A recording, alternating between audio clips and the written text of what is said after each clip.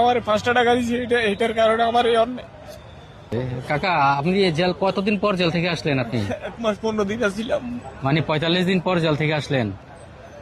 কি হয়েছিল আপনার সাথে একটু বলবেন? কিছু হয় না, এমনি খাড়াই দিয়ে গেছে আমার তাল তাল ইয়ের পরে আমার আঁকা বাজা ইয়ের পরে ওয়ার কাপ বাস হয়ে আইছে। গাড়ি কোথায় নিয়েছে জেলে?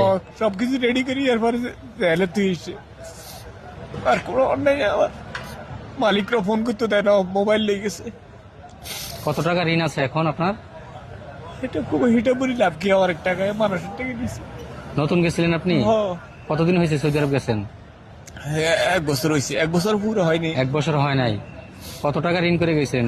6 লাখ না 6.5 লাখ?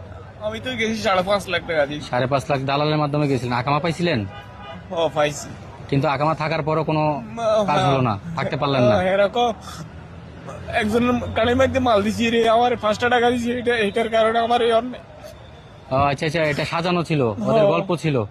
মানে একজনে টাকা দেয়, আরেকজনের ছবি ওঠায়, তারপরে ওইটা দেখে আপনাকে বলতেছে আপনি ভিক্ষা করেন। আচ্ছা আচ্ছা।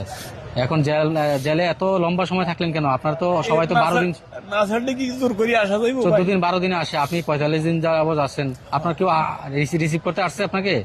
না, কেউ জানেন আপনি যে আসবেন আজকে? কিছু নাই, আনি না যাবো। আপনি 5,50,000 টাকা দিয়ে গেছেন। কয় টাকা পাঠাইতে পারছেন দেশে? প্রায় 1.5 লক্ষ টাকা পাঠাইছি কষ্ট করে। মানে 4 লক্ষ টাকা এখনো ঋণ আছে। সব টাকা তো সুদের উপরে, নাকি জমি জমা বিক্রি করে গেছেন? জমি বন্ধক দিছি। জমি বন্ধক দিয়ে গেছেন, এখন একেবারে নিঃস্ব হয়ে দেশে ফিরলেন আকামা থাকার পরও। অন্যায় বিষয় অন্যায় করছে।